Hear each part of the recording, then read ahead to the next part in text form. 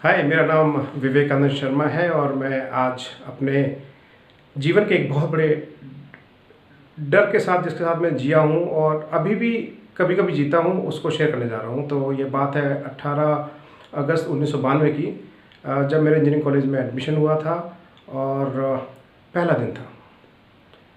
Class में सब लोग बैठे हुए थे। सब लोग अपना-अपना इंट्रोडक्शन एक प्रोफ़ेसर को दे रहे थे। एक अच्छा मौका था सबको जानने के लिए, उन सबको जानने के लिए जिनके साथ 4 साल हम बिताने वाले थे। लेकिन मेरे मन में अंदर ही अंदर कँपकँपी हो रही थी, डर लग रहा था। ऐसा क्यों? क्योंकि सब लोग फर्राटेदार अंग्रेज़ी में बात कर रहे थे, जो कि मुझे करनी नहीं आती थी और मैं चाह रहा था कि मेरा नंबर आए तब तक कि क्लास ही ख़त्म हो जाए। लेकिन ऐसा नहीं हुआ। किस्मत हमेशा मेहरबान नहीं होती।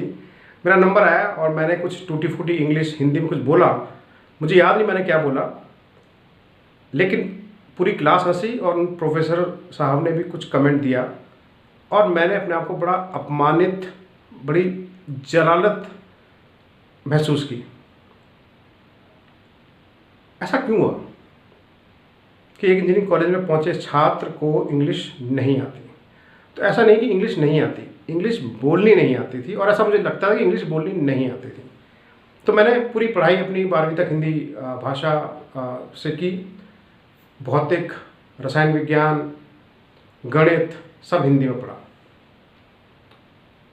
तो इंजीनियरिंग कॉलेज में जाने का मन था, उसके लिए तैयारी की। सारे एंट्रेंस एग्ज़ाम इंग्लिश में होते थे।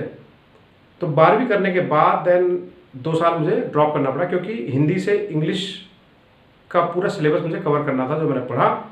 और मेहनत से, माँ बाप के आशीर्वाद से, ईश्वर की कृपा से मेरा एडमिशन कुछ इंजीनियरिंग कॉलेज में हो गया। उसमें से चंडीगढ़ मैंने चुना और वहाँ गया। तो लिखना और पढ़ना इंग्लिश आता था, लेकिन चूँकि बोलने का मौका नहीं मिला, तो मुझे ऐसा लगता था कि मुझसे बोला नहीं जाएगा और बोलो तो गलती हो जाएगी, और वही होता रहा था। तो मुझे लगता था कि मेरी इंग्लिश अच्छी नहीं है और मेरे लगता नहीं था, ये ऐसा ही था मेरे लिए एक्चुअली। अब क्या करता? इस क्लास में जो अपमान हुआ उसके बाद क्या करता? भागने का तो कोई ऑप्शन था ही नहीं, क्योंकि बड़ी मेहनत के बाद इस इंजीनियरिंग कॉलेज में एडमिशन लिया है। इतने अच्छे अच्छे क्लासमेट मिले हैं, प्रोफेसर हैं और एक चांस है करियर में कुछ कर दिखाने का, लाइफ के स्टैंडर्ड को आगे बढ़ाने का। तो फिर बहुत से काम किए मैंने, बहुत सारी एक्स्ट्रा करिकुलर एक्टिविटी के साथ बहुत कुछ किया और बहुत सारे लोगों ने, क्लासमेट्स ने सपोर्ट किया। जो लोग क्लासमेट हंसे उन्होंने ही सपोर्ट किया। और आज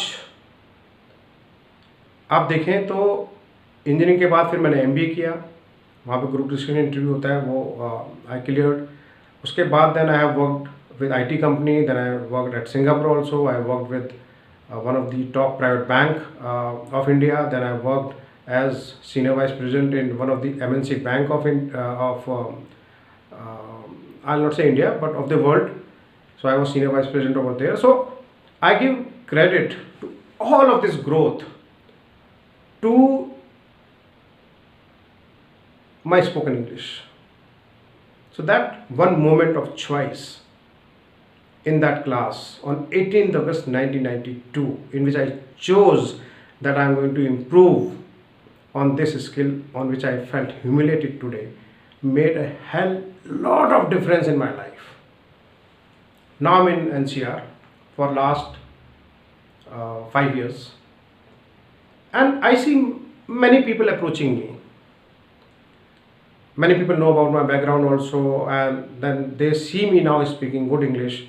So they ask me how to improve their spoken English. I get so many calls, so many people who ask कि वो अपने करियर में ग्रोथ नहीं कर पा रहे हैं।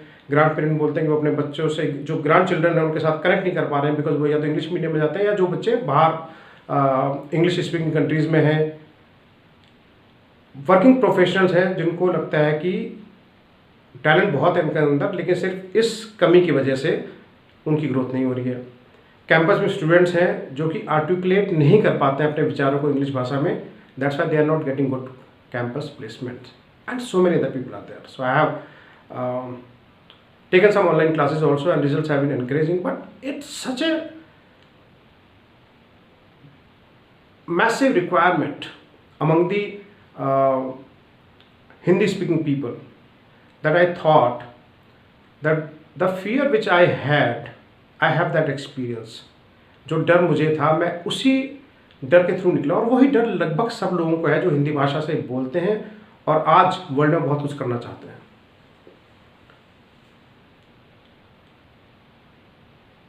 सो मेरा जो एक्सपीरियंस रहा है, मेरा जो अनुभव रहा है, उसको निचोड़ कर मैंने कुछ क्लासेस देने का एक प्रयत्न किया है जिसके रिजल्ट भी अच्छे रहे हैं.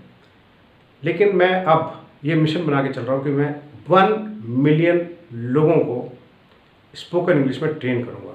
1 मिलियन मतलब 10 लाख लोगों को इंग्लिश बोलने की ट्रेनिंग दूंगा, ताकि वो अपने जीवन में अपने आप को जिस भी तरीके से एक्सप्रेस करना चाहते हैं, जिस भी प्लेटफॉर्म पे बोलना चाहते हैं, जिससे भी बात करना चाहते हैं, खुल के कर पाए.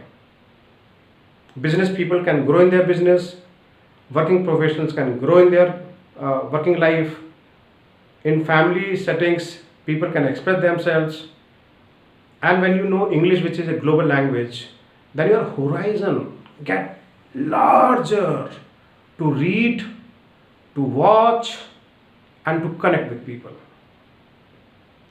So what I'm looking forward from all of you, that please comment below what are the expectations of Hindi speaking people to learn spoken English. So while I have some clarity, I'll have big clarity, I would like to know from all of you who are watching this video of mine, that what you look forward in a curriculum, in a program which claims to teach you spoken English. Just share that, and I promise that I will design a curriculum which will empower you, जो आपको प्रशिक्षित करेगा अपने जीवन में, कि आप अपने जीवन में किसी भी जगह पर अपने आप को लिमिट ना करें सिर्फ एक भाषा ना जानने की वजह से. ये मेरा आपसे वादा है. दूसरी बात,